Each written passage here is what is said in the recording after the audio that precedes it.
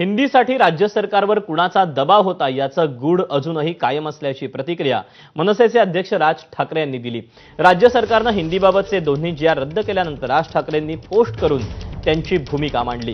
मराठी माणसाच्या एकजुटीबद्दल आनंद व्यक्त करायलाही राज ठाकरे विसरले नाहीत।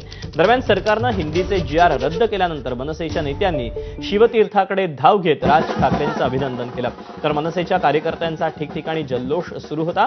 राज ठाकरे उद्या सकाळी पत्रकार परिषद घेऊन त्यांची भूमिका सविस्तर मांडणार आहेत।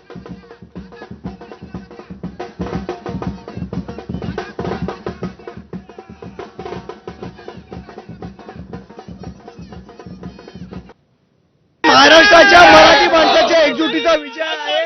आज बघताय तुम्ही सगळे महाराष्ट्र सैनिक इथे आलेले आहेत, सन्माननीय राजसाहेब ठाकरेंचं अभिनंदन करायला आलेले आहेत।